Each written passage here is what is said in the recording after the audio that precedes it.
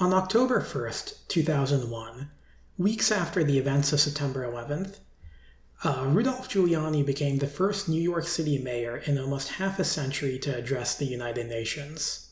Speaking just about 4 miles away from where workers continued to pick their way through the rubble of what was once the World Trade Center, Giuliani emphasized the common principles of his city, the country as a whole, and the international community: peace, democracy, and freedom from fear, and called upon the General Assembly of Nations to aid in combating the threat of global terrorism. While Mayor Giuliani was hardly an obscure figure at the start of the year, the events of 9/11 cast him as a central actor in an event that had captured the world's attention. Giuliani lived up to the task, fashioning himself as a new Churchill for the new millennium. He was on his way to earning the moniker of America's mayor, and seemingly could do no wrong in the eyes of many. On November 7th of 2020, Rudy Giuliani found himself hosting a press conference in northeast Philadelphia. Giuliani was working for then-President Donald Trump, and 4 days after the 2020 election, was attempting to stop the counting of absentee ballots in the city. At the time of the press conference, it was rapidly becoming clear that the city and state would go for Joe Biden, sealing the defeat of the ailing president. Giuliani's aim was to convince the world that this was an outcome of fraud and subterfuge. He and several guests spoke of several conspiracies, none of which proved to be true. They hid behind fancy law degrees and salacious tales of fraud, but it was obvious to most the conference was a sham. It was quite silly. Giuliani was standing in front of Four Seasons Total Landscaping, a small, squat, one-story building. It seems he had aimed to host the conference at the impressive and beautiful Four Seasons Hotel Philadelphia, but incompetence or mishap had wound him up in front of that dumpy landscaping joint in a low-class part of town, across from a sex shop. This hasty attempt to be grand and imposing only revealed incompetence and rot that would become a symbol of Donald Trump's attempt to overturn the 2020 election, and a symbol of Rudy Giuliani himself as he repeatedly embarrassed himself in front of the American people. He would appear in court after court, camera after camera, sweaty, delirious, sleepy. He fielded an intoxicated and utterly incredible witness, and was defeated in court countless times, leading people to ask, how did we get here? What happened to America's mayor? How did this successful American politician, once beloved by both sides of the nation's political spectrum, end up becoming, for one side, a flailing embarrassment, and the other, the dying cries of a failed administration? Welcome to the No One Is Competent podcast. I'm your host, Wyatt, and we are here with the simple mission of letting you know that no one is better than you. No one's smarter. No one's more skilled at their jobs. Not the generals, not the politicians, not the bankers or the accountants or the scientists throughout all of history. None of them were competent. None of them were good. No one with any power had anything together. And to prove this to you, we're going to tell you some stories. And I am joined on my mighty quest of showcasing the failures of the human race with my companion, my compatriot, Jay. How you doing today? I'm doing well. More or less normal. How's your week been? My week's been alright. Kind of busy with work, but not so much anymore, which is always good. We have been waiting. Like, every week, I'm like, the summer is supposed to be our off season at work. And every week, I'm like, this is the time when work's going to let up and I'm going to be able to relax a little. This is the week when work's going to let up and I'm going to be able to relax a little. But it keeps not happening. Maybe 4th of July will keep people away long enough for me to do some deep cleaning. But yeah, it's going to be fun. We're here. We've waited. How long have we been working on this podcast? Probably running up on maybe 4 months now or so. Something like that. No, this specific Rudy Giuliani podcast. Oh. 4 weeks? 3 weeks? 4 weeks maybe, yeah. a bit much, but we wanted Definitely to hope not impress. 4 months. We're gonna get into a tale of toil and success and failure. But before we jump in, guys, I'd really ask that it would amazingly help this out. If you're on YouTube watching this, if you like, subscribe, and leave us a comment. Tell us, what you're thinking about the podcast. Give us a little bit of engagement. If you're on iTunes, one thing, or a similar podcast app, one thing that would be amazing to help us out is leaving a review. We aim for 5 stars, but tell us what you thought. And that'll really help make those algorithms let us know that you like us, more people. And there is nothing that would be more encouraging and more heartwarming and flattering to me if you could share this podcast with a friend, tell somebody about it. But first, we're going to want to impress you. We're going to get into our story in our inaugural episode. So, Jay, who the hell is Rudy Giuliani? Well, Rudolph William Louis Giuliani, more simply known as Rudy Giuliani. That is a name. Folks, I did not know that was Rudy Giuliani's full name before Jay just told me it, because he's the big researcher guy. I do feel like it's covert knowledge for some reason, despite it just being his name. I've never heard it spelt out fully. But anyways, Rudy Giuliani was born on May 28th, 1944, in Brooklyn, New York, to a working-class Italian-American family. His parents were Harold Giuliani and Helen D'Avanzo. Now, his father, Harold, was a part-time plumber with a bit of a habit of getting into street fights. We love to see it. He briefly even trained to be a professional boxer, but was prevented from doing this by his poor eyesight. This did not stop him from fighting, or from doing other things with his talents. Indeed, he was actually arrested and convicted of armed robbery, spending 1.5 years in a prison in New York. And after getting out, would go on to work as a bartender and enforcer for his brother-in-law, Leo D'Avanzo, who acted as a loan shark for the local community. So, Giuliani, it's... What's important to note here is that this is a very civil politician. Most people who have heard of him, who are listening to this podcast, but he did not come from money.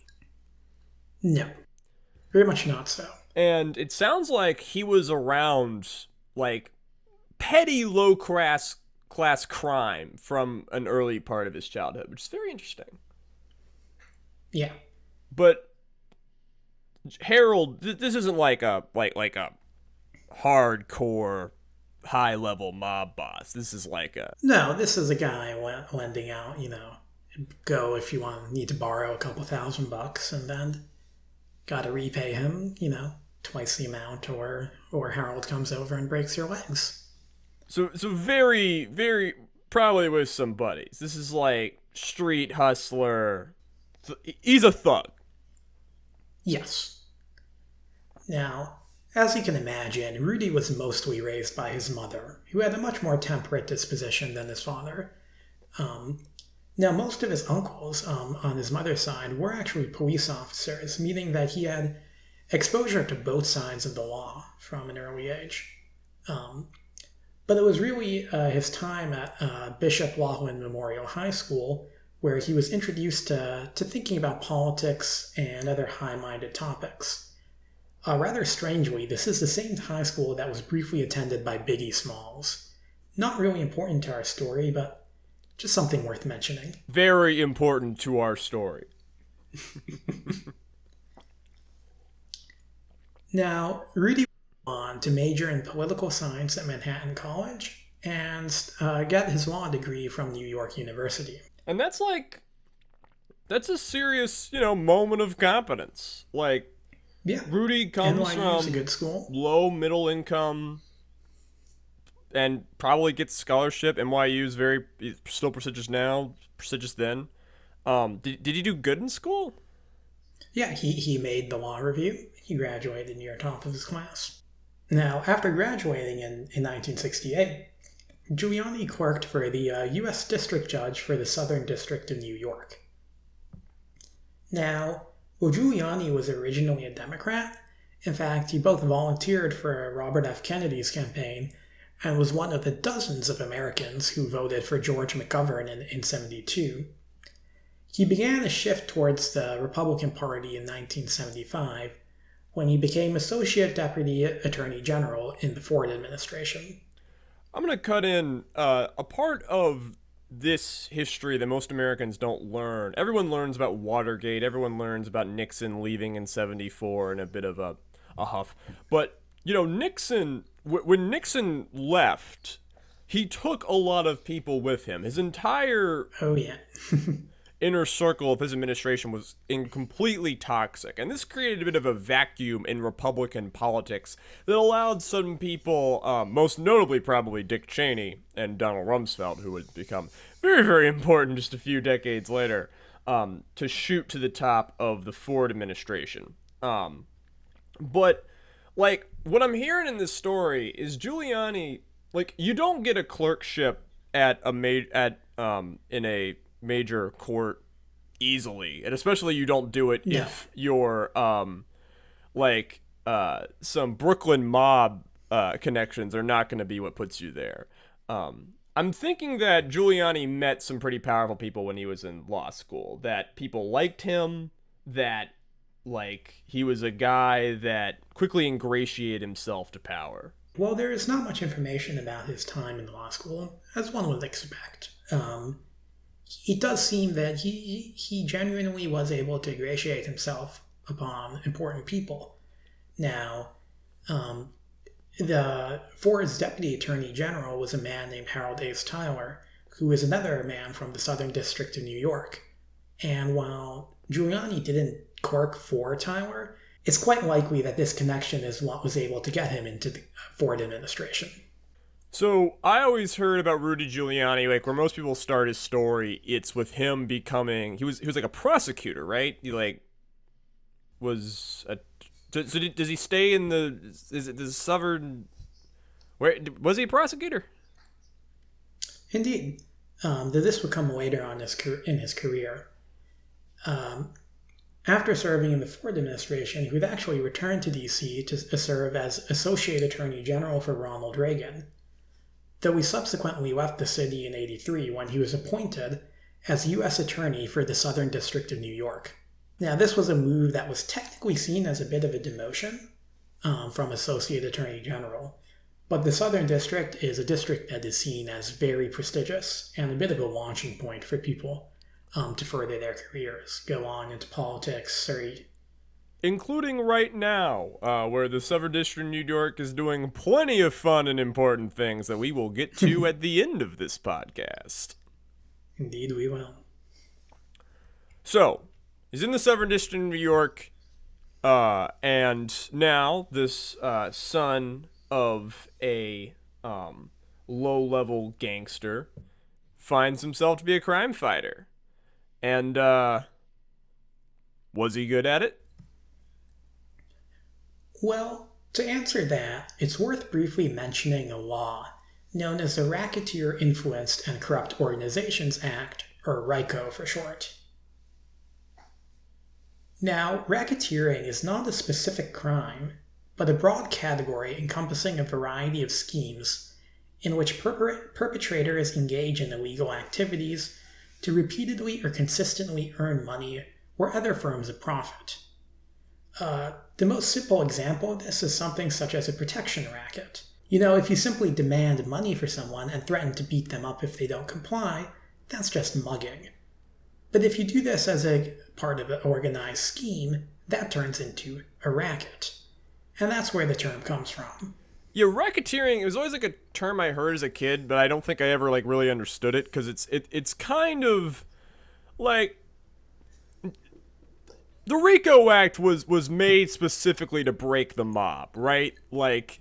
Yes. It was kind of, it's not that it was a trap, it's not that it was a law specifically built to make illegal something that wasn't illegal before, really, but it gave, this gives the federal government way more power.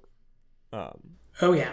And essentially, my understanding of racketeering is that it allows, it basically comes into play when you have a legitimate business that is also running criminal enterprises intertwined in between the legitimate and non-legitimate business, like running a protection racket out of, say, Generally so. a pasta restaurant. Yes, generally that is the case, though RICO has been applied very broadly.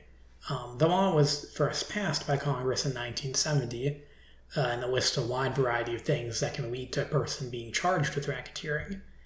But another important aspect of it was that it allowed for leaders of a racket to be charged for crimes committed by their subordinates. Now, this is really what was at the center of getting against organized crime. Previously, it was very hard to indict mob bosses because they generally didn't commit any crimes personally themselves. They just told other people or implied that other people should do things for them. The first rule of being a mob boss is that you tell the people working for you that the first rule of working for a mob boss is that you don't say nothing.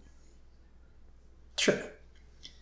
But thanks to RICO, just being involved in this scheme means that you could be indicted simply on racketeering for other illegal activities carried out by your underlings.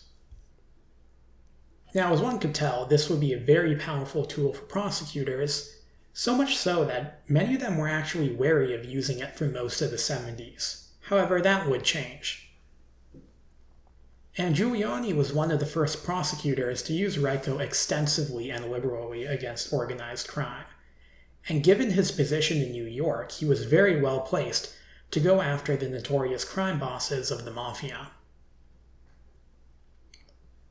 This would culminate in what was known as the Commission Trial in 1987, in which 8 prominent members of the mafia, including 4 bosses, were convicted under RICO by Giuliani. So he's using this new law, he's going after the mob, and how many people does he lock up? Is he good at it? Does this work? Well, his genuinely aggressive attitude and prolific use of tools such as RICO do lead to effective crackdown on organized crime. But the drive for convictions and publicity also led to many arrests that actually never went to trial. One of his ways of preserving a very good trial record was simply to just not bring potentially weak cases to trial. And this is really where you see Giuliani start to display a keen eye for the media and for its portrayal of himself. Yeah, he gets in front of the camera a lot during this time, right? Like more than your average prosecutor. Oh, for sure. And this is also why he's credited with perfecting the idea of the perp walk. The idea of trotting out indicted mobsters in front of cameras that were prepared by calling the press beforehand to humiliate them. Yeah, so this routine is like, so we find some like a little bit of evidence against a boss. Like, he has them arrested, like, at the evening in front of their family, shoved in a car, dragged to the court. He's got all of these cameras prepared ahead of time. Like, he walks them out in front of everyone and very publicly, like, it's kind of a very base, like, alpha male jock kind of move. Like, I'm better than you. Like, it's a very, like, I feel the need to assert dominance kind of thing, right? And sure. Then, so what you're telling me is that, like, he would do this, but then if, like, he couldn't make the charges stick, he would just, like, quietly drop them and move on? Oh, yes. This happens on multiple occasions where people are victims, per se, of the perp walk. They get the treatment, but then the case is just never brought to trial due to lack of evidence. But they've already been shamed in the eyes of the public. So this is like, this has got some foreshadowing here. Giuliani, he's getting in front of the cameras a lot. He is painting himself as a powerful and strong crime fighter. He's, why do you be in front of cameras? Why build a reputation with the media? Well, you want to run for the mayor of New York. And, he becomes the mayor of New York, right? He runs and wins? Well, not on this first try. Wait, so Yeah. so when was his first try? His first trial was in 1989 when he defeated businessman Ron Lauder in the Republican primary, but the Conservative Party of New York, which is a party separate from the GOP, decided to run Lauder against him in the general election due to Giuliani's rather quite liberal positions on abortion, affirmative action, and other social issues. So it's worth probably noting just to kind of slow down for a second that New York politics is weird, folks. It's still weird today, and one of the sort of eccentricities of it is that there are parties beyond the Republican and Democrat Party that sort of intersect with both of them, and it's very common for both parties to have both liberal and conservative wings. And of course, this is a time in American politics where things are like much more much less polarized than they are right now. So I know your ear kind of perks up when you hear that Giuliani is a liberal Republican. But one, that was more common at the time. Two, it means liberal for a Republican, not a liberal who is a Republican. And three, it's also weird because New York was weird, not just because the country was weird at the time. So I'm guessing right now that the Conservative Party ran a spoiler, and that kind of cut Giuliani off at the knees, and that led to who won that race? His Democrat opponent, David Dinkins, was able to defeat him due to the divide in the conservative vote, as you mentioned.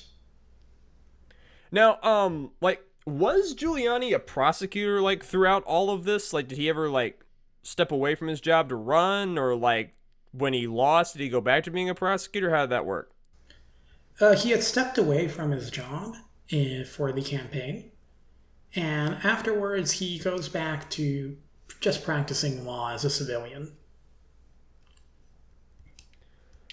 All right. So, thank you, Jay, for that background info. Now it's time for Wyatt to do a little bit of ranting. So, Giuliani will go on to win in 1993. It's a very rare case where Dinkins will defeat him, and then he will defeat Dinkins when Dinkins goes up for re-election. And that might surprise some people because generally when you're getting re-elected, when you're the incumbent in a race, you're far more likely to win, right? Especially if you're running against the guy you already beat once before. So, you gotta think, like, what gave Giuliani the edge? So, a major component in the 1993 race, we're not going to go into all of the details in the blow-by-blow, was that David Dinkins was seen as being weak on crime. And we would be remiss to if we didn't mention that David Dinkins is the first African-American mayor of New York City. And and as we record this, only African-American mayor of New York City, which may be changing soon, but we'll see about that. If New York can make up its mind. We're recording. Counting is hard. I think counting is hard. Counting is very, very hard. Kindergarten is that's a whole year of school. Yeah. So, obviously, I don't need to explain to you that, like, a black mayor, much easier to paint at the time as being weak on crime. And crime rates actually lowered over Dinkins' tenure slightly. But, especially in the national media and in the local media, Dinkins was seen as very weak on crime, partially because of some very high-profile riots that happened in 91 and 92. But perhaps what was more important in Dinkins being seen as being weak on crime is that Dinkins was, at this point, thick into his mayoralty, he did not have the support of the New York Police Department. In fact, they were increasingly turning against him more and more. And this would come to a head on September 16th of 1992 in one of the wildest events in American history that no one talks about. You have a riot. 4,000 off-duty patrol officers just start rioting a few blocks from the mayor's office in downtown New York. They destroy property, they assault bystanders, some cars get burnt. There's a lot of drunkenness and violent activity. By the way, if you don't know what the Patrolmen's Benevolent Association is, it's essentially New York City's at the time version of a police union. So, like, it's not the police department, it's a non-government organization that all the cops are in, and they have their own leadership separate from the cops. So it's the cops, but the mayor can't tell them what to do, which is a great idea to have as a society. Now, this riot starts running rampant over people in their cars. They shut down bridges, and no one stops them because who's going to stop them? The cops? It's made of the cops. And who do we find standing on top of a car with a bullhorn, egging all this on? But Rudy Giuliani. It's Rudy Giuliani. Now, Giuliani, of course, would say he was doing this for a great reason. He was claiming that Dinkins had turned his back on the police department and that the city was becoming an open sewer, that rioting was allowed willy-nilly and destruction was running rampant in the streets. And it is worth noting that New York City was a much more violent and deadly place to be in 1992 than it is now. We'll get to go back to that in a sec, but the murder rate was much higher. Violent crime was hard to imagine how much larger it was. But people were scared. But at the same time, what was factually happening was you have a white guy on top of a car urging on a riot of a bunch of mostly white cops railing against how evil the black mayor was. And Mayor Dinkins would accuse Rudy Giuliani of, quote, being the chief cheerleader and angry master of ceremonies at the first City Hall police riot in our city's history. And Giuliani, he was a bold prosecutor that kind of went for stuff even if he didn't know it was going to work. And he's taking bold action in this mayoral race. And you know what? He wins. And from a modern perspective, that's kind of nutty. Like, why did Giuliani win? And it's important to note that it's kind of hard to imagine right now just how much crime dropped in the 90s. How high crime was at the beginning of the 90s when Giuliani was running his race compared to now. Oh yeah, and this is when, there's a time and place when Times Square, New York was not somewhere you wanted to be, really, at any time of the day, just due to how violent it was. And now it's an international symbol of New York's prosperity, and the 90s is when this transformation happens. Yes, I have been to New York Times Square like 2 times, and both times I was having a super nervous borderline panic attack. But that's because I was surrounded by bizarre people in Elmo outfits who wanted to talk to me, not because I was about to get stabbed. Well, you don't necessarily know that. So, the 90s as an era were kind of a pinnacle of what Richard Nixon kicked off in the war on drugs. And this eventually culminates in the late 80s and early 90s into the tough on crime era. This is something that was being done from both parties, basically trying to give the police new tools, raise police funding, create new laws, and make prison sentences longer, an attempt to be perceived by the electorate of being tough on crime. Like, this is the lesson of David Dinkins. If you're not viewed of being tough on crime, it doesn't matter what's happening. It doesn't matter whether or not crime's going up or down. If you're not viewed as being tough on crime and you're not being viewed as being on the same side of the police department, you're going to get voted out of office. And Rudy Giuliani was the tip of the spear of that idea. So Rudy gets into office, and he implements what we now call a broken windows policing. Jake, could you kind of like briefly explain what that means? I mean, it really just means intensely putting pressure on petty criminals or people who are perceived to potentially even just be petty criminals, people like the squeegee men. And in theory, if you put so much pressure on low-level crime, you'll create an atmosphere of fear and really a landscape that then discourages other forms of crime in general. Yeah, broken windows policing kind of goes on the idea that crime trickles up, that if people are turnstile jumping and painting graffiti everywhere, then it makes them far more likely to mug, murder, and rape people.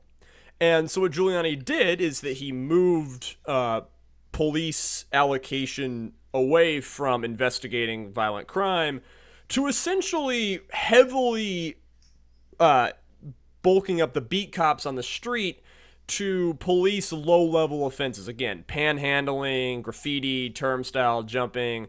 And you may notice that these are all things that poor people do. And this was sort of taken to a pinnacle by what we call now the stop and frisk policy, which essentially allowed a New York City police officer to stop anyone, to stop you walking on the street, put you against the wall, and pat you down, to touch you, to search your bag, to search your pockets, and no warrant, no probable cause. They could just do it. When was this declared against the Fourth Amendment? This was like 2020, 2019? This is recently. Depressingly recent, yes. I mean, it's good that it happened, but it should not have taken that long. Yeah, if you have any understanding of the Constitution of the United States, the Fourth Amendment, you need probable cause. You cannot be subjected to unnecessary search and seizure. But that is what this was, and crime was seen as such a big problem at the time that this was seen as necessary. And I'm not going to go on a whole rant about how I view crime and policing. You could maybe hear it coming on. It's very important to note that crime, and which mean violent crime, assaults, rapes, murders, this sank like a stone in the 90s. No one really knows why. It could have been the economy. It could have been this much more aggressive police state that's being implemented. There's some people who unironically think it was caused by Roe v. Wade. But the fact of the matter is, Giuliani was being very, very aggressive at increasing policing in a time when crime was dropping. And this made him reasonably popular and allowed him to coast into a re-election. And I wanted to be finally noted that there have been more papers than you could possibly imagine trying to look at whether or not increasing policing was responsible for this drop in crime.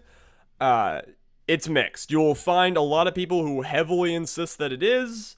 What's very important to note that things get thorny when you compare like low-level crime, the crime that Giuliani is prioritizing, like panhandling, graffiti, and, the crime that makes people actually scared. Assaults, rapes, murders. These are very unbound in how much increasing the policing of, for instance, a block in a primarily African-American neighborhood decreases the crime rate. And it's worth noting that there were several protests to the Giuliani administration while he was mayor. Most of them were mostly black and involved how many unarmed black men were shot by the police in this time. But to a lot of America, that really didn't matter. And of course, Giuliani is mostly thought of, he was the mayor in 9/11. But, he he's not just the 9/11 guy. Like, the guy was in charge of the city for, 8 years? Yeah. Yeah, so, what does he all do besides the crime thing at the time? Well, for the most part, his administration can be characterized by rather boring a steering of the ship. He doesn't change too much in the way New York is run. Besides, as you mentioned, put a heavy emphasis on law and order. He cuts certain government services, infrastructure spending. He makes it so that people can spend less time in homeless shelters, which perhaps is not the ideal thing you want to do if you actually want to reduce crime or the ability of criminals to affect people. But most of his policies are things that don't really rock the boat much and don't attract much attention. So, it's fair to say that, going into his final months of mayor, he was mostly seen as just kind of boringly efficient? Yeah, there was a brief sideshow when he actually mulled and officially launched a campaign for the U.S. Senate in 2000, which he would later withdraw from after being diagnosed with prostate cancer. And which I guess he beat, so good for him. And as much as I love to go more and more on rants about the police state, we gotta move on. And we gotta move on to Giuliani's moment of brilliance. The day, the hour that would change his life. On September 11th of 2001, New York City was actually running the Republican primary for the next mayoral election. Giuliani was being replaced. And on that day, 2 planes were flown to the 2 towers. The American people were completely and totally enraptured. Most of them heard it on the radio on the way to work. There's a tower, smoking. They get to work. They turn on the news. And everyone sees that second plane disappear into a wall of glass. And then millions, tens of millions of Americans witness a tower come crumbling down. Giant plumes of beige, white, tan, smoke, and dust blast into the air. They're covering blocks and blocks of New York City that has now been devastated by the most deadly act of terrorism in American history. And who is on the news, covered in dust, commanding the front, being the man in charge of placating this disaster? But it's Rudy Giuliani. And as much as this is the No One Is Competent podcast, this is Rudy Giuliani's moment of brilliance. This is his greatest, finest hour. There's a lot, Jay, there would be a lot of controversy on how competent Rudy Giuliani was in responding to 9/11, what he did on the day. Could you talk about that a little bit? Well, there's one of the well-known allegations is that of defective radios. As I mentioned earlier, Giuliani focused on cutting the government spending during his time as mayor. And a small part of this was that the New York fire department did not receive upgraded radios in time. There are also allegations that he downplayed and denied concerns over air quality in New York in the immediate aftermath, such as by quickly reopening Wall Street despite concerns over debris in the area. And there was never big controversy over him choosing to locate the disaster relief and sort of command the disaster out of Building 7 because of a terrorist act that had happened a few years earlier. But the fact of the matter is that Giuliani's presence on air, no matter how good of a mayor he was, no matter how good he was at managing the situation on the ground, he performed pretty much as well as you possibly could when it came to actually calming America. Giuliani was on the news at a time when everyone was glued to their screen, and he was seen as an incredibly calming and commanding figure. There's a lot of reports from reporters who were close in the time. Giuliani really came alive and awake on 9/11, that he had a bit of a command presence, that when he spoke, people listened, and that he took charge, that he felt people's pain, but he kept a calm head. and that he directed disaster response and really seemed to be focusing on keeping as many people safe and out of harm as possible. And again, you can endlessly litigate on whether or not he did a good job, but what matters to our story is that who is perceived as doing a good job. Like, 9/11 was a mass tragedy, but it was a mass shock. It was a mass trauma to the nation. Like, almost 3,000 people died, but everyone was scared. Everyone was terrified. I cannot comprehend how traumatic 9/11 was. I was 3 years old at the time. I don't remember it. Jay, I don't think you do either. I actually vaguely do. I'm just about old enough to have some memories of 9/11. Like, do you remember the fear? I remember more or less, for me personally, more or less just confusion, more so than fear. I don't think I was really old enough to fully understand what was exactly going on, but I do remember being, not going to school that day and seeing about the attacks on the television, about how, after the first tower hit, some people wondering, was this accident, somehow just some really bizarre mistake, and how it became much more clear when the second plane hit that no, that was not the case. Yes, so you have the World Trade Center, the crown jewel of American capitalism, going up in flames. You have the Pentagon getting hit. People don't know if more attacks are coming. If their school, if their university, if their workplace is going to be next. And there's just rank fear in the air. And this is where Rudy Giuliani comes. It's sort of, he kind of becomes America's dad, right? He has this calming presence for both the city and the nation. He goes on SNL to tell people that everything's going to be all right, that they're going to rebuild. There's the famous quote that he gave in a news conference where he says, is asked about how to keep children from being afraid, and he says, the best way to get your children to stop being afraid is stop being afraid yourself. Rudy Giuliani was the therapist for a nation. He was proof that you could be strong and resolute and tough. Giuliani was perceived as being as a tough guy in the face of being hurt, in the face of being hit, in the face of being reeling and scared. And his approval rating shoots through to the moon and to Mars. There are stories, of him not being able to go into a restaurant without receiving just a standing ovation. He goes on Oprah and gets a very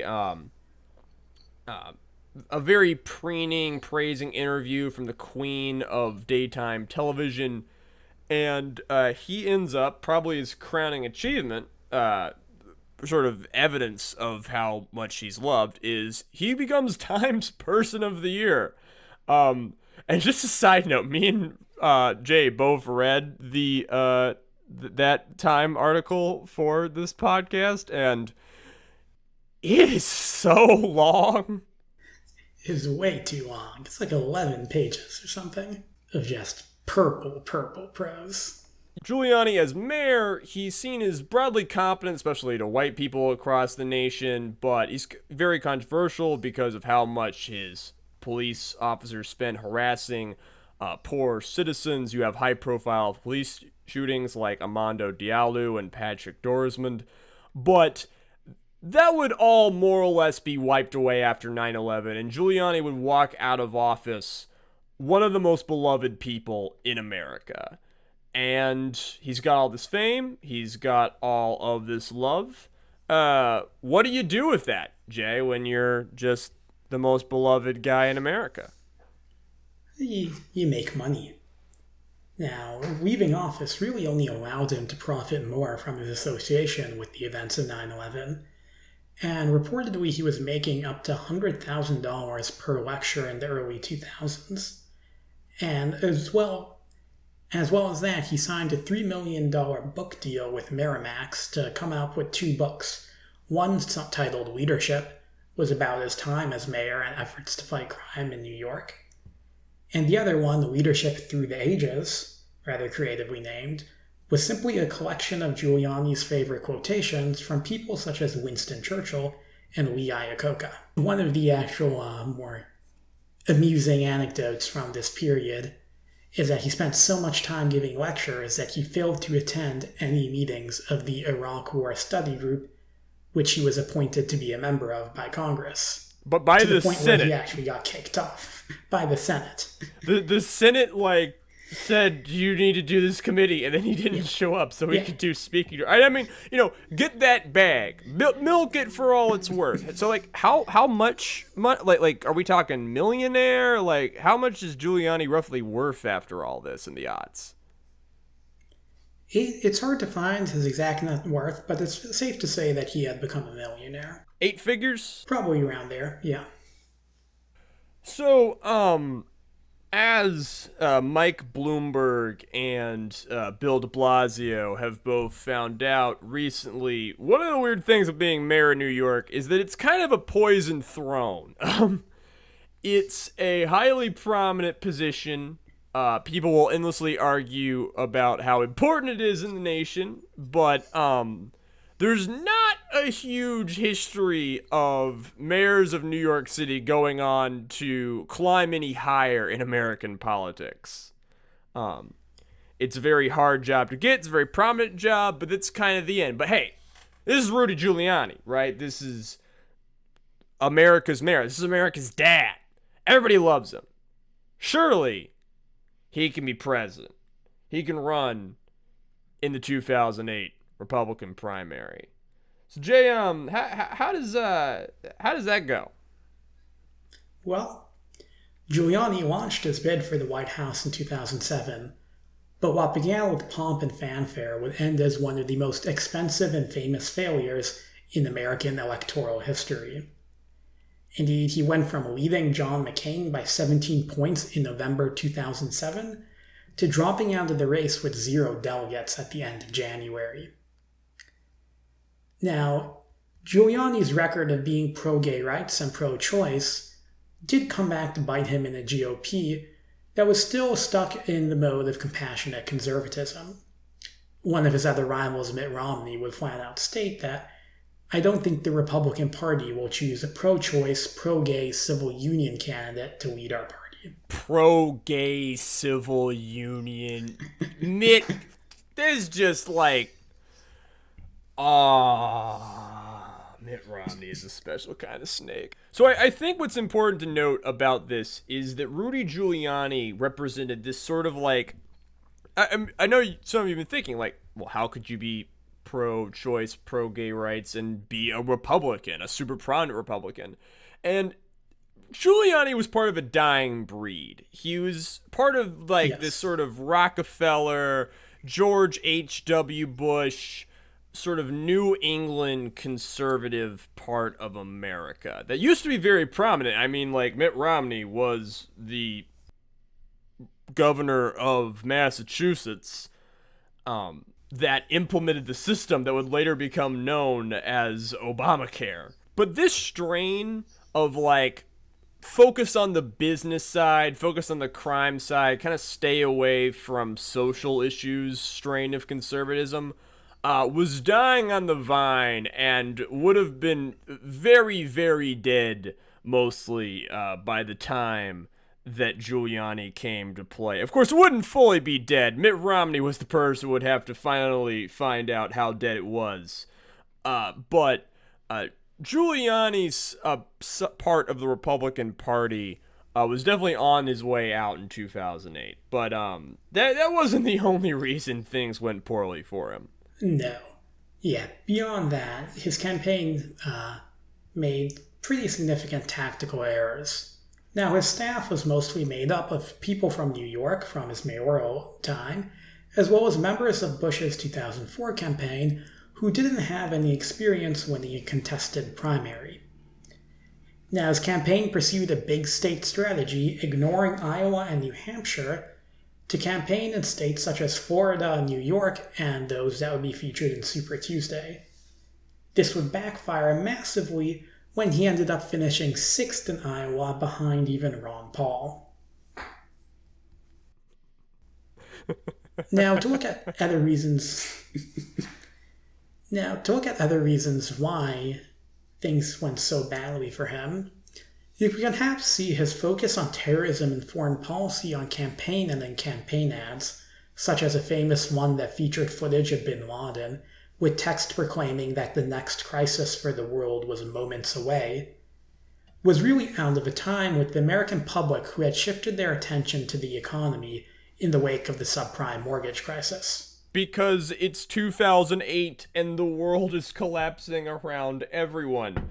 But Giuliani's the 9/11 guy. He's the terrorism guy.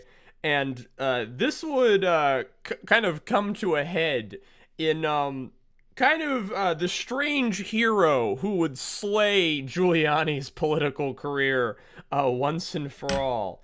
That beating one Joe Robinette Biden, who used to be funny, and famously said in a debate in 2008 that Giuliani, every sentence that came out of his mouth had, quote, a noun, a verb, and 9/11. And this elicited giant roars of laughter from everyone, and kind of made it so that Giuliani was never really taken seriously after that. No. He was seen as somebody who's just stuck fighting a past war, which, while still definitely ongoing in 2008, was no longer in the limelight. It also did not help that his personality began to come off as abrasive and unlikable the more he sparred with reporters. As well as focus on his personal life, he was twice divorced by 2008 and was known to have cheated on his second wife with the third. And naturally, that is obviously something that Republican voters would never vote for. Due to all of this, Giuliani would end up dropping out of the race on January 30th after finishing third in Florida despite heavily campaigning in the state. Alright, so Giuliani, he humiliates himself on the national stage, but he's still,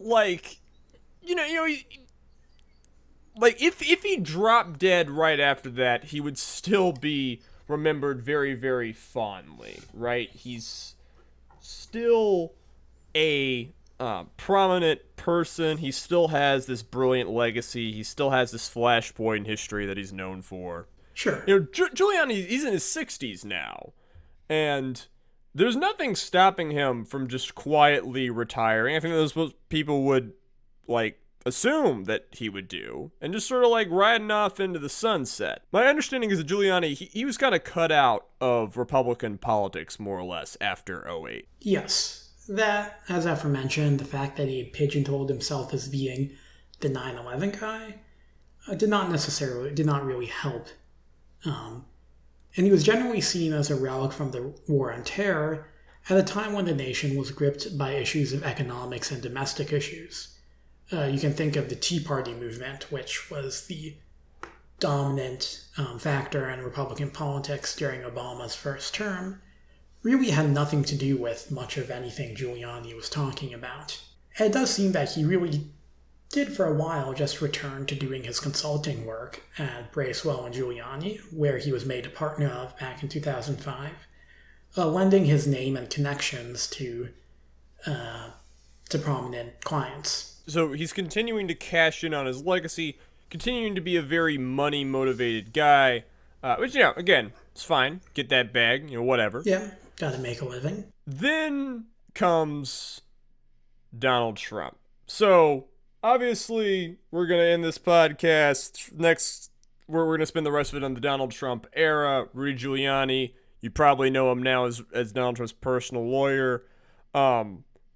When do these guys meet? How does Giuliani's life intersect with the big DT? It seems like the first real intersection comes in. Oh my god, I've realized I just referred to Donald Trump as the big DT, and I am having an existential crisis.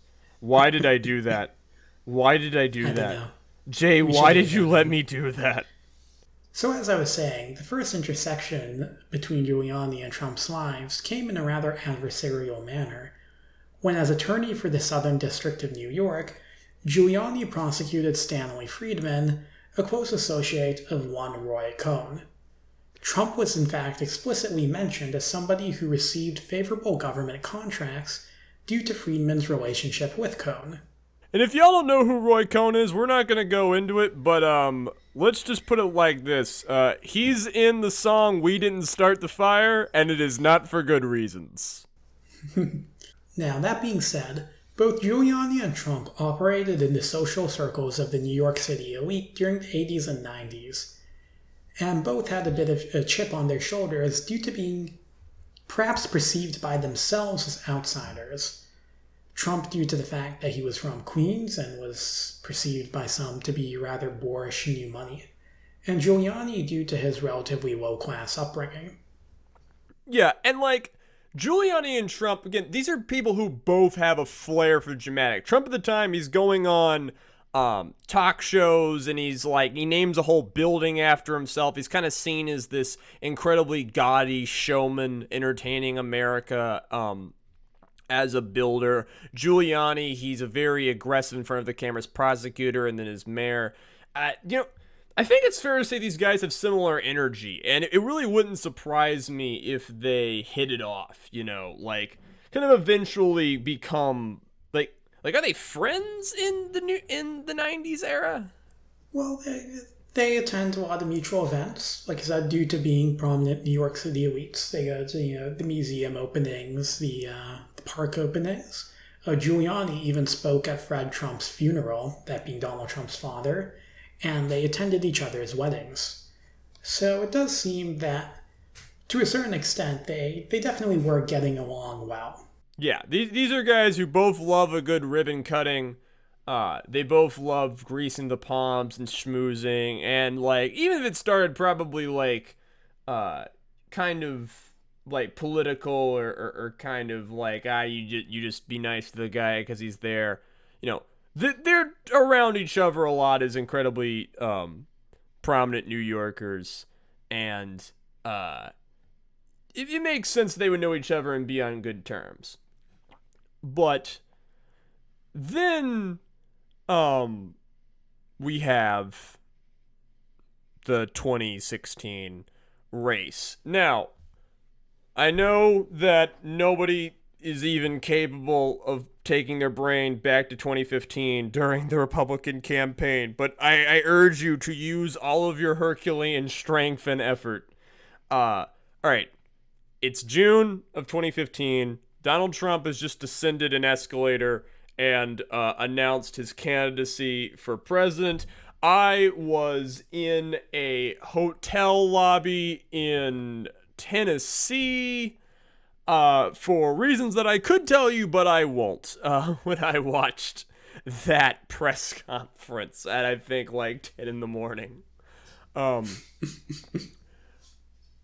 No one thought Donald Trump was going to be president. No one in the GOP, in the Republican Party, thought that Donald Trump was going to be president. And almost none of them wanted him to be president. You have people like Ted Cruz, Jeb Bush, Marco Rubio locking up a lot of the institutional support. The people who are in charge of the Republican Party, who claim to have the heartbeat of the party, who ran all of the major positions, most senators, most congressmen, they both didn't want Trump to win because a lot of people didn't like him and didn't think he had a shot in hell. But some people, maybe who are on the outside of the Republican Party, they could throw their hat in with Donald Trump. And when Donald Trump turned out to be infinitely more successful than anyone thought he would, by immediate, why did Trump win in 2016, the primary? He had tons of free media advertising.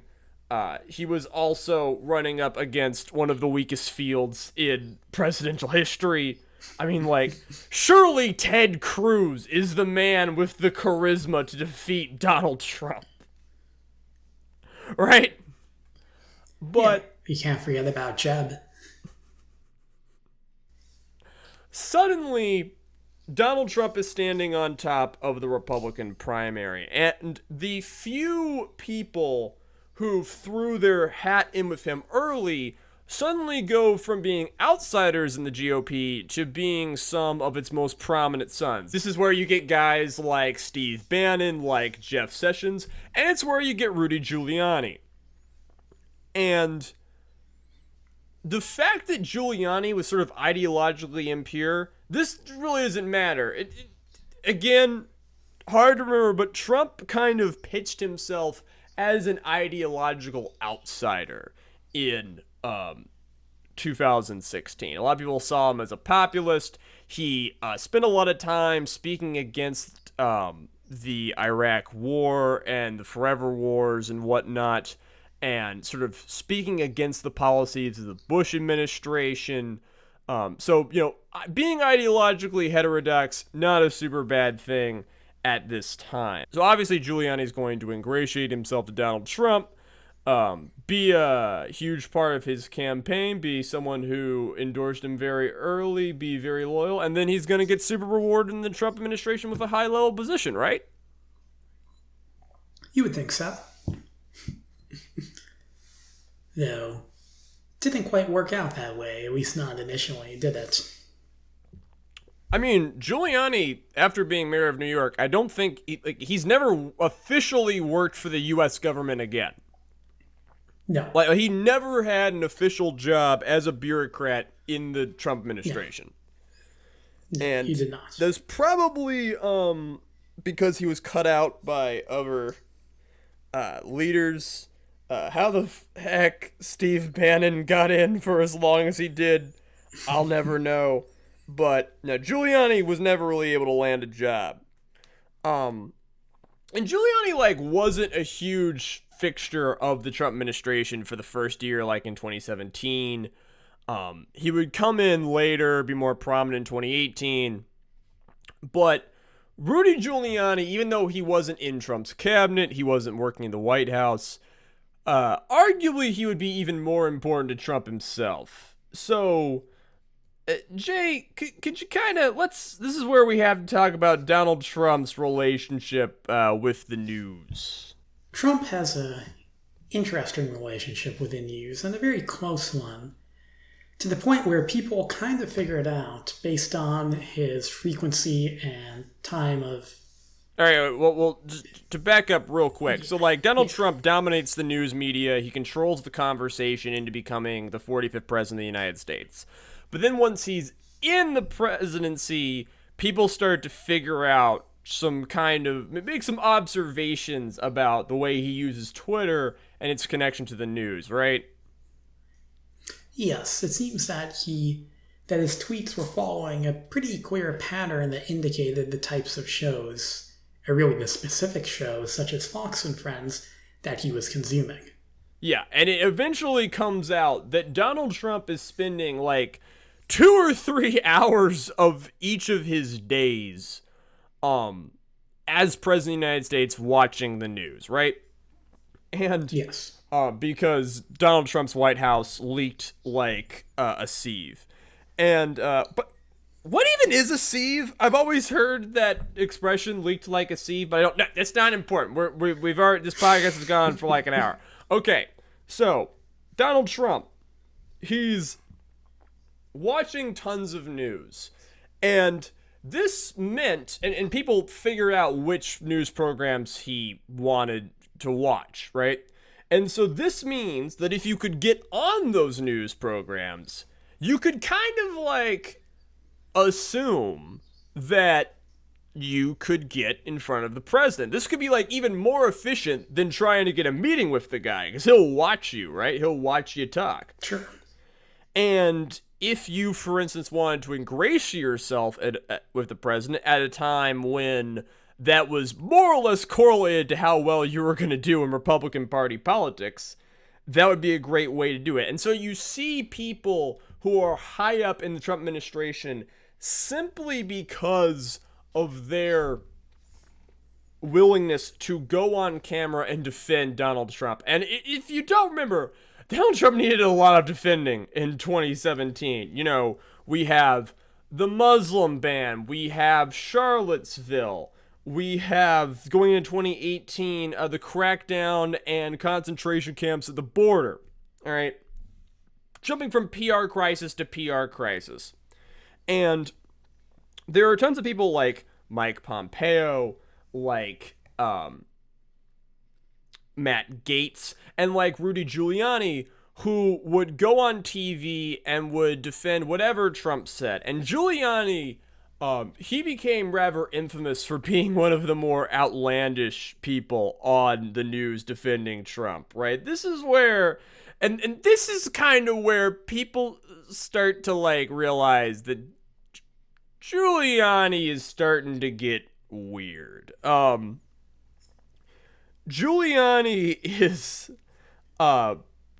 he's like 73, 74 at this point, and as he gets on the news more and more, he comes under some scrutiny, and he will just bald-faced lie for the president. This is very important because, like, the brilliance of Donald Trump, the one thing that he really understood was that it didn't matter what was real. What matters what people thought. He would say things over and over and over until people believed him. Hillary's emails, over and over and over. He controlled the conversation. He understood that no American trusts reporters. And if you just get in front of a camera and you smile and you're confident and you say something like it's true, people will think it's true. And Rudy Giuliani, he has always loved the spotlight. He has always loved attention. And he gets up there and he lies for Donald Trump with a smile on his face over and over and over. And this is where, okay, we didn't have this in the outline, but I have to talk about how Rudy Giuliani was apparently running a technology company at the time. Like, no, it was an IT, it was computer security, right? Yeah. Yeah, so he's running a computer security, one of his many firms and whatnot, and he gets locked out of his iPhone and has to go to an Apple store. This is like in 2017 to like get back into it. Yeah. Okay, So Giuliani is going on the news. He's making an ass of himself. People are starting to realize this guy, maybe, a lot of people are saying he's losing it. What happened to America's mayor? You might remember in 2018, there were tons of pieces on what was happening to, quote, America's mayor. The truth was that Giuliani was kind of always a nut and a liar and a showman in front of the cameras. It's just now that he's attached to an administration with much less discipline. But Rudy Giuliani would go from being just like a very prominent cheerleader for Donald Trump to being far more intimate. So in 2018, Michael Cohen, Donald Trump's personal lawyer, would be federally indicted for tax evasion, making false statements to financial institutions, and making illegal campaign contributions on behalf of the Trump campaign. This is in connection, of course, to the silencing and paying off of Stormy Daniels, the porn star who had sex with Donald Trump, wanted to sell her story. Michael Cohen paid her off to not. This was a whole thing in 2018. Cohen would flip on Donald Trump. It doesn't really matter. Michael Cohen is probably worth an episode of this podcast all on his own, but we'll get to that when we get to that. The point is, Donald Trump be looking for a personal attorney. And, of course, Rudy Giuliani, famed prosecutor, mayor of New York, runs like 17 consulting firms. Surely he can be the hero that Donald Trump needs, and he takes the role of Donald Trump's personal attorney going into 2019. And I think Jay can pick it up now and explain how well that went. Well, it didn't go very well. Wait, what do you mean? It turns out that in 2018, Giuliani was not just hired by Trump, but he was also hired by two other businessmen by the name of Lev Parnas and Igor Fruman. I feel like I've heard of those names, but it's just like scratching a little. Keep explaining. I'll think of where I've heard those names before. Now, Parnas and Fruman were Ukrainian Americans who had the idea of using their connections in Ukraine and working through Giuliani to effectively dig up dirt on the Bidens in Ukraine. You see, it turns out that Hunter Biden served briefly on the board of directors for a Ukrainian gas company called Burisma. Yeah, and Hunter Biden is Joe Biden's son. He's a fail son. He's a fuck up. I don't think anyone will dispute him being a fuck up. It's safe to say that, given both his lack of experience in the gas industry and with Ukraine, that he more or less got the job due to his last name. Which But that being said, incredibly common for guys like him. Yes. Yes. Not really special. No. But that being said, nepotism itself isn't necessarily a crime. However, Ukraine's a country which has its issues with corruption, and partisan Fruman saw this as a potential angle of getting at the Bidens and helping out Trump. If they could prove that Hunter Biden was involved in corrupt dealings in Ukraine, then this would obviously cast a big shadow on the campaign of Joe Biden himself, who is preparing to run for president. By that point, it was kind of open knowledge that he was preparing to run for president in 2020. Now, Giuliani eventually ended up lobbying and attempting to coerce Ukraine on behalf of the president to investigate Hunter Biden, which we know because it was explicitly mentioned by Trump himself in a phone call. Yeah, so, ladies and gentlemen, we are quickly on our way. I'm sure you've cottoned on by now to Donald Trump's first impeachment. Which, let me tell you, when I was, researching this episode and me and Jay were putting together sort of the timeline for Rudy Giuliani, we spent, a full hour on it before I remembered that Giuliani was involved in Trump's first impeachment and that Trump was impeached a first time at all. Because, time has frozen and doubled back on itself, and 2019 I'm pretty sure scientifically does not exist at this point. No.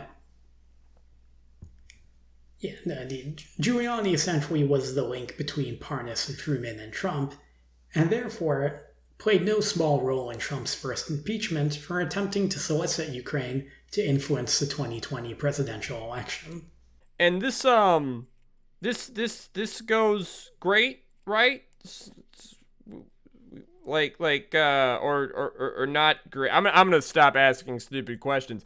So Giuliani gets his boss impeached. Yes, basically. So just to sort of recap, it's not fully Giuliani's idea to attempt to put pressure on the president of Ukraine to investigate one of Trump's enemies, but Giuliani is the link between the guys who wanted to do that and Trump. And he helped use some of his power, along with people like Rick Perry and a few other Trump people in the administration, to get several diplomats fired. Gordon Sunderland is another guy, to get people out of the way in Ukraine, to try and make this happen. And this all comes out, of course, in the impeachment trial, which was mostly a giant boondoggle clusterfuck because, Democrats are not competent because no one is competent. And, Giuliani winds up at the center of the third impeachment trial in American history. Is there anything else we want to say to that before we fast forward a year? No, I think that sums it up about as much as we can. Could probably spend all day talking about either of the impeachments, but that would be beyond the point. Yes. So, as wild as it is, we're not spending a lot of time on the moment when Giuliani was in the center of, again, the third impeachment of a president in United States history, because now we have to fast forward to the utter mess that was the fallout of the 2020 presidential election. Yes. All right. So,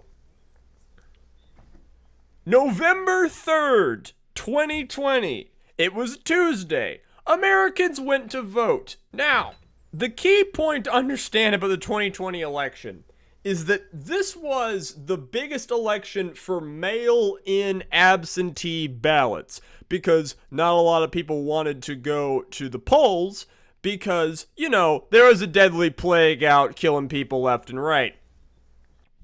So, obviously, there's still a lot of traffic at polling locations, but millions upon millions of Americans are mailing in their ballots. And these ballots have to be counted independently of the main in-person vote. And they're a lot harder to count than the in-person vote. So, election night was a time. Many Americans spent the night of November 3rd doing all kinds of things. Some of us spent it vodka crying in our bathrooms on an open Discord call, and some of us spent it laughing at a guy over Discord who was vodka crying in his bathroom. No comment. Sure. So, the point is, polls close around 7. We start getting results, and things look pretty red for most of the evening. Yes. By midnight, Donald Trump had won Florida. Could you explain very briefly why Florida was able to have its definitive results so quickly, Jay? Well, Florida is, as a state, known for actually being rather quick at counting their ballots, ever since the fiasco that was 2000. So the fact that they report quickly their results mean that the state essentially served as a very early indicator of potential Trump victory. Polls that had shown it being close between Trump and Biden prior to the election, but Trump exceeding those polls in the state really was a good sign for his re-election. Good job there, Jay. Name dropping the Florida in 2000 and the 2020 polling. Two things that definitely could get their own episode on this podcast at one point. But it's important to note that in Florida, absentee ballots are counted as soon as they're mailed in. Yes. So, even before the election went down on November 3rd, they're all logged in. No one knows. That information is sealed, but the results are logged in. Then you have certain less competent states, like Pennsylvania, that started counting their ballots after the day closes. So everyone wants to know who won the election on the night when the election happened, but that wasn't going to happen. And in some of those states, like Pennsylvania, it's worth noting, that was a decision made by the Republican state legislature. Yes, and Pennsylvania is, of course, one of, the 12 states that actually matter in electing a president.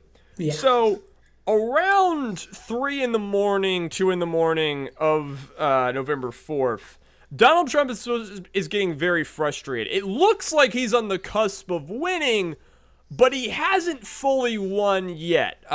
Fox News and the rest of the mainstream news media is refusing to call the race for him, but it is very easy for him to putting on a convincing argument that he's got it. What's important to note is that millions of people around the country are watching initial results be reported that are very Republican in nature, because most of the people who went to the polls on the day of were Republicans. The GOP had massive, record-breaking turnout on the day of the election. But most of the absentee ballots, which were counted later, were Democrat. Yes. So we have Donald Trump polling ahead early, but this victory starts to slowly get eroded. By Thursday, it became clear that Joe Biden was on a trajectory to win. And he was especially on a trajectory to win in key states like Pennsylvania, in Georgia, in Nevada, and this is a problem because Donald Trump doesn't want to lose. So, who does he turn to in his hour of need but our boy Rudolph Giuliani? So, Rudy Giuliani has 2 goals. He needs to make sure that if there's enough votes outstanding that need to be counted that are probably going to go for Joe Biden, he needs to stop them from counting those votes, and he needs to discredit the votes that have already been cast against his client, right? So this is where we come back to our famous 4 seasons total landscaping fiasco on November 7th. Because this is in Philadelphia because Rudy Giuliani is trying to stop the ballot counting in the city. Yes. And he does this by attempting to convince America of a whole host of conspiracy theories and complete intellectual garbage. You've got people like Sidney Powell on his legal team who would eventually get sued into the ground for accusing various voting systems of being rigged by Venezuelan communists. You have Giuliani trying to find signs of corruption and malfeasance all over, and he would find people like Melissa Carone, who he put on the stand at the Michigan House Oversight Committee. Michigan, of course, a state that went to Giuliani, who, she accused the state of tampering with the voter rolls. She did this while being so drunk that she was obviously slurring her words in one of the most bizarre appearances in the week. Which is saying something because the week was also dominated by Giuliani appearing in court on camera, mostly in Pennsylvania, trying to get those absentee ballots thrown out. Indeed. And he files dozens of lawsuits over the course of the rest of November. Lawsuits that would be thrown out in some of the most... Okay, so here's the one thing that Rudy Giuliani was competent about at the end of 2020. Not perjuring himself. Jay, what's perjury? Perjury's lying under oath. So, it is totally legal to say, I have evidence this election was stolen and rigged and Donald Trump is the rightfully elected president. Yes. It is legal to get in front of a news camera and do that. And Giuliani did it over and over and over. But it's very, very illegal to do that in front of a judge, especially if you don't have any evidence and you're lying. And Giuliani refused to do that. So what would happen is he would file a lawsuit claiming that there was fraud, and then that lawsuit would be thrown out because he refused to provide any evidence that that was the case. This is where I'm just going to read straight from some judges about Giuliani's various cases. So you have one judge that's talking about how Giuliani is essentially attempting to disenfranchise millions of Pennsylvanians who voted absentee. And he says, quote, "One might expect that when seeking such a startling outcome, a plaintiff, that is Giuliani, would come formidably armed with compelling legal arguments and factual proof of rampant corruption. That has not happened. Instead, this court has been presented with strained legal arguments without merit and speculative accusations upheld in the operative complaint and unsupported by evidence." This is where Giuliani turns himself into complete circus, and we see a full meltdown of a once proud man on front of TV. And, the stories are numerous. You have Giuliani sweating so badly that hair dye from his head runs down onto his jawline. You have him falling asleep in court. You have him, because he's probably running himself ragged, to be fair. He's an old man. You have him farting loudly. You have a judge saying that he has to apply strict scrutiny to this case. And then you have Rudy Giuliani, a lawyer, saying to the judge, "What if I tell you I don't know what you mean by strict scrutiny? A thing you can learn about by listening to a Ken White podcast." Jay, you want to talk about some of your favorite anecdotes? Well, going back to the Pennsylvania case of Donald Trump versus Book Bar, And quoting from a Slate write-up on the case, there is a moment where the judge followed up on one of Giuliani's statements by asking, "So are you alleging fraud?" Giuliani replied, "Yes, Your Honor." A few minutes later, when the judge pointed out that the complaint would then have to meet a much higher legal threshold, Giuliani chose immediately to correct myself. "So does the amended complaint plead fraud in the particularity?" the judge asked. "No, Your Honor, it doesn't plead fraud," Giuliani finally acknowledged. "It pleads a plan or scheme." He's pleading a plan or scheme. Yes.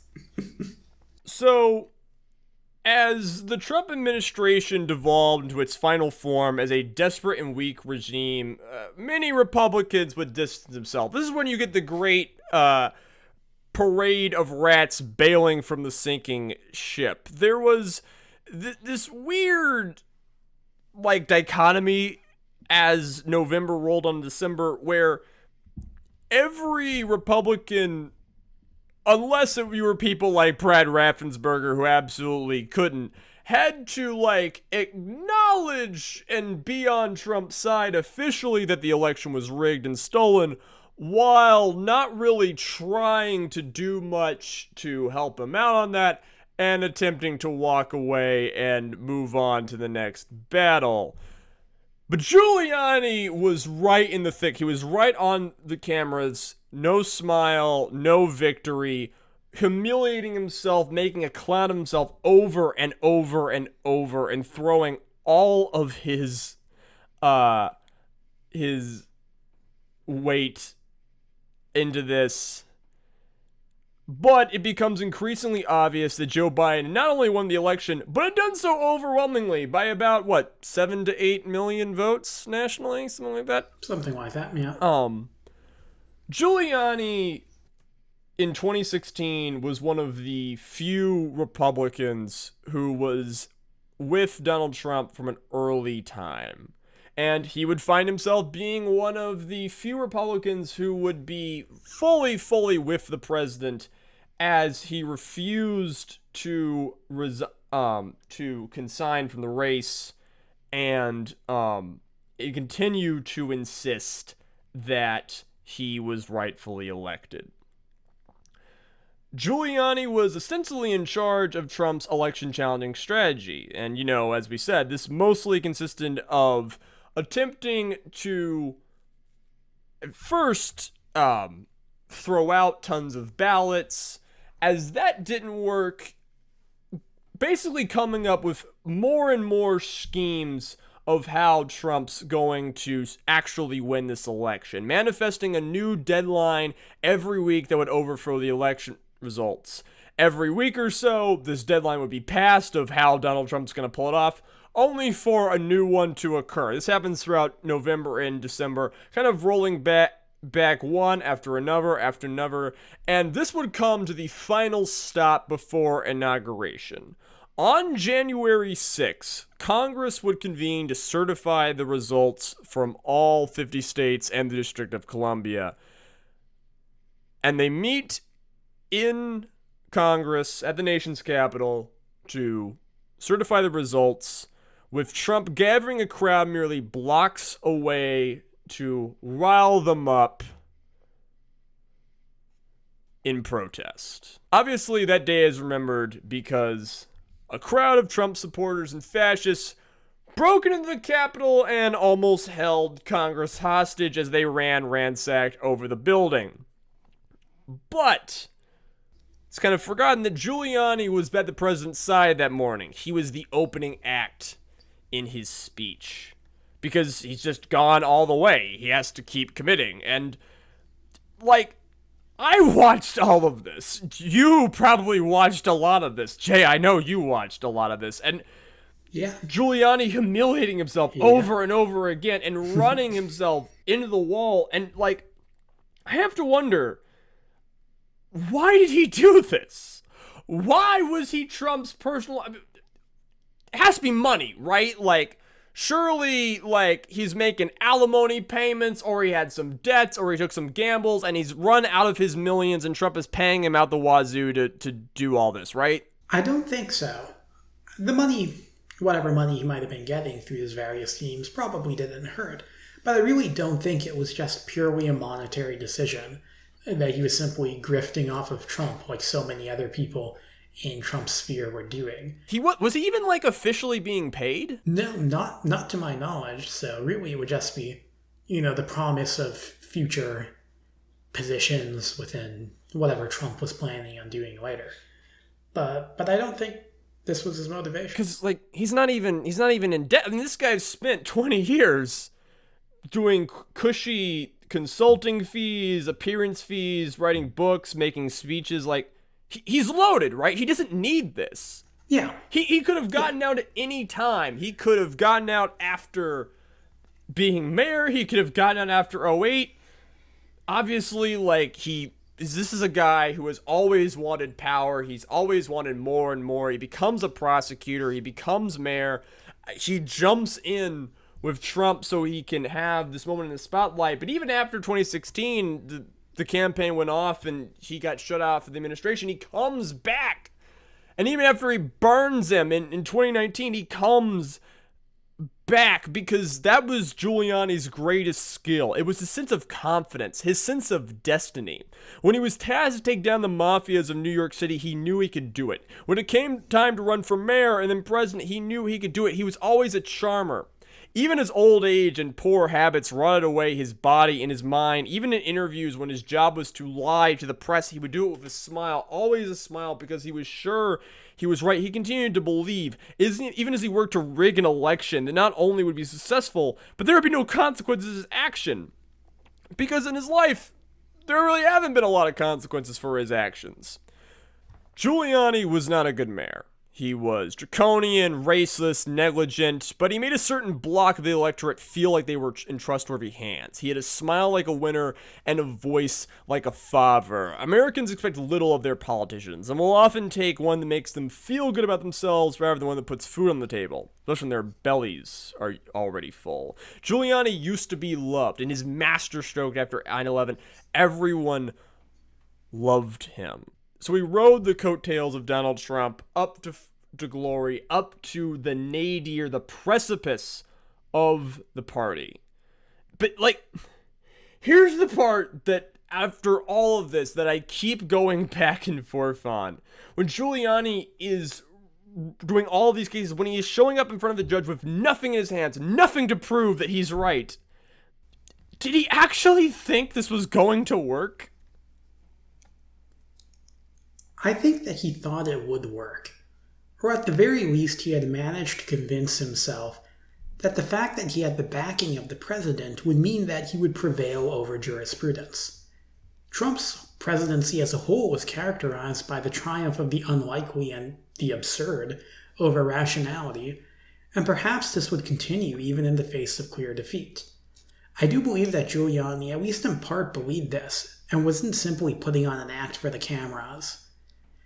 At that final speech on the 6th, Giuliani had really bought into the various theories of voter fraud. He went into a lot of detail regarding the conspiracy, and I do think he was in all the way. Giuliani's final message on the morning of the 6th was that, I know the courage it takes to be out there.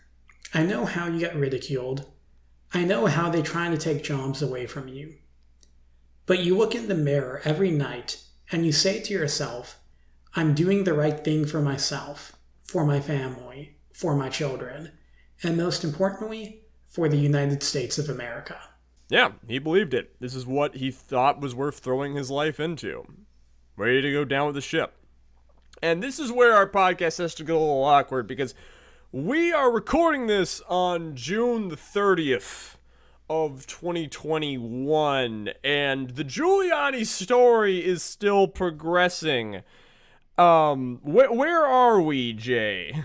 As of today, Giuliani has been stripped of his license to practice law by the New York Supreme Court due to making demonstrably false and misleading statements, and raided by the FBI as a part of an ongoing investigation into whether he violated U.S. laws on lobbying for foreign powers.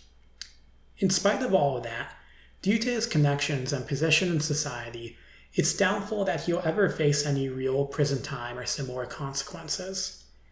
At the end of the day, the US judicial system is likely once again to prove the point that no one really truly is competent. And that is going to do it for the first episode. Ooh, Jay, that did that feel good? It did, yes, it did.